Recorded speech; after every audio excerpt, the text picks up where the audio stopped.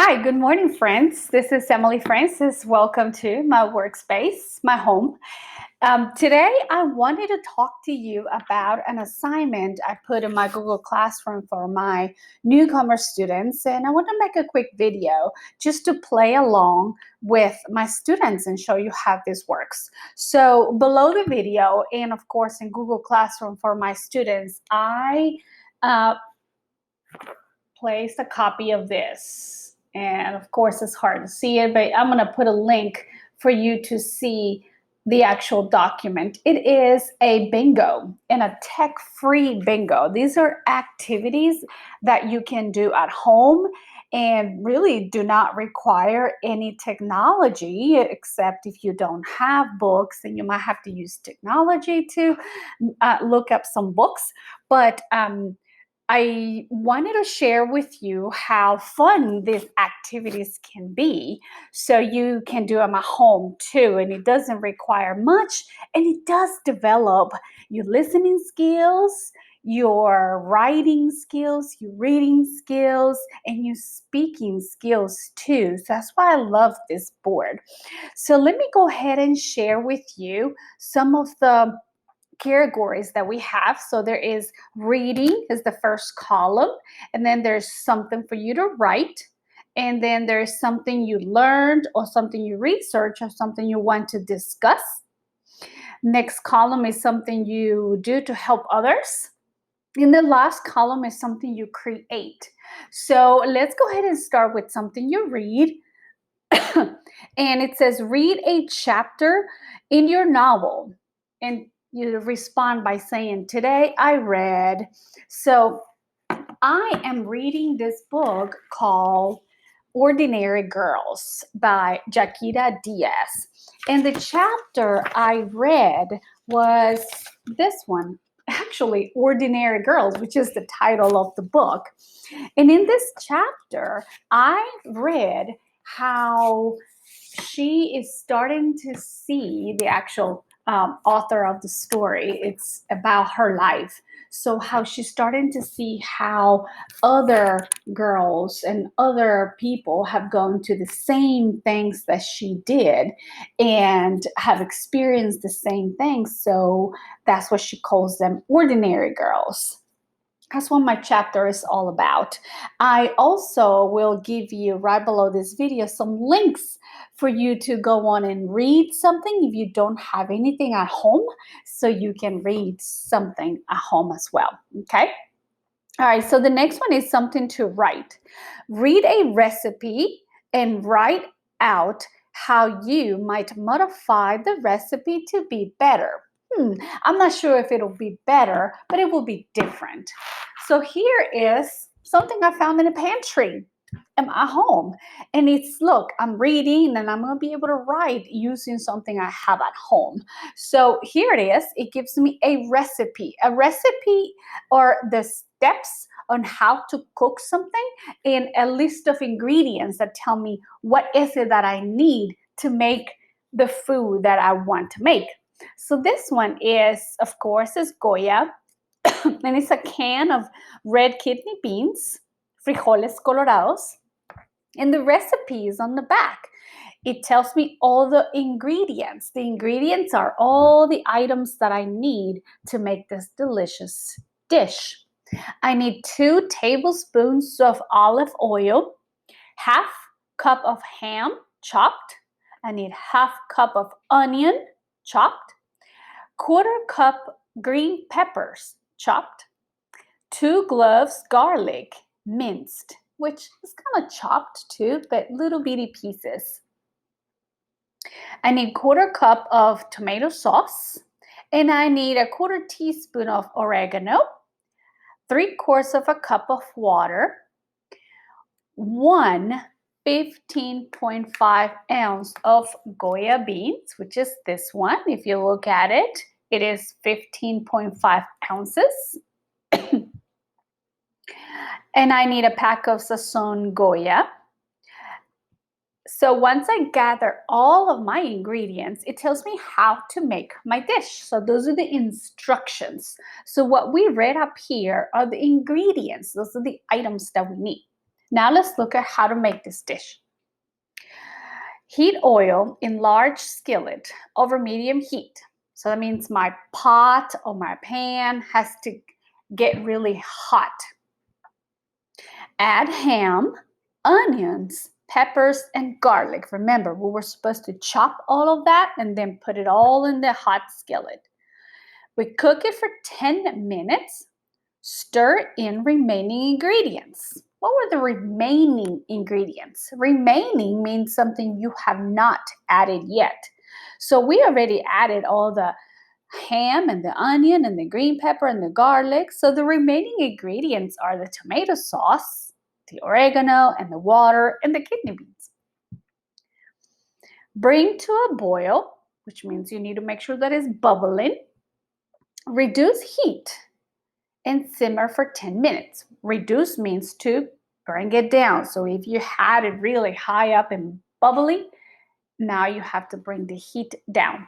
Serve over hot rice, white rice, of course.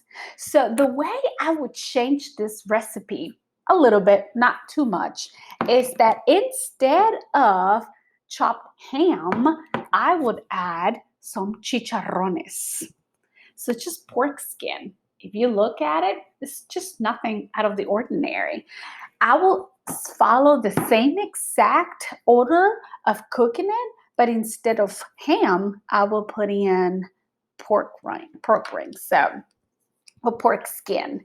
So that will make it super delicious for me. Okay.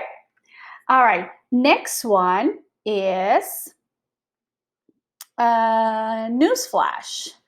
I'm interested in and I want to share. So this is something that you are thinking about and you want to share with someone. So my sister is having a little baby and I was thinking to help my sister get everything she needs for her baby, to give her a baby shower. A baby shower is when family gets together and they all bring presents for the baby. But right now, with this distant learning, we're all far away and separated from each other. We really cannot get together. So I was thinking using phones and computers and have a baby shower online. So let's see how that goes. I'm going to share that idea with my family and see what they think. All right, so let's look at what could be next. Identify an outdoor project you might want to begin this spring. What does it involve and what resources do you need? So I was thinking that during this after school, not right now, I want a garden. So what I would need is, of course, a place where to plant my items outside, my vegetables, and I will start planting everything I need. And some of the things that I would like to plant, of course, will be tomato. What else? Oh, chilies. Yes. Chili pepper. What else do you think will be? Oh, cucumbers. I love cucumbers. And of course, here beside my garden, because a garden has all the goodies for us to eat, I would like to have a flower garden. This would be a project that my daughter and I can work on. Of course, my drawings are not that perfect, but that's another project I'd like to work on. All right, let's see. The last one would be create the floor plan for your ideal home. Create a floor plan for ideal home. All right, so I have a home. You can see it. This is my house. But if I would be given the opportunity to make what my house looks like, then I would create it like this. Of course, I will create a pathway that it will be a long pathway. And then it will be the entrance to the house. I would love to have a big area where family comes in and just greet each other. So here will be the door, and here we have a big dining room. Here will be another living room. I would love for this area to be, so this right here will be a living room. This will be a, what do you think? Maybe a sunroom? I don't know. Sunroom. And this will be some sort of like a welcome area. Sort of like a place where people can just come and sit down before they get to the rest of the house. I would like to have some stairs, and up here will be different bedrooms. Do you think there should be a bathroom right here? Yeah. So it will be a bathroom for guests. And here I would like for it to be more bedrooms, a little hallway, more. Oh, maybe my room could be up here really big. So 3 bedrooms here, 1 mine here.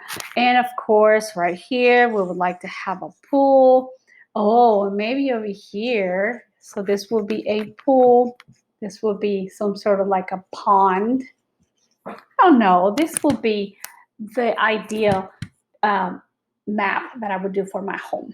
So I share with you 5 things that I would do using no tech and still continue learning my speaking, my reading, my writing, and hopefully you can do the same. So share with me what you have done too. Okay, bye.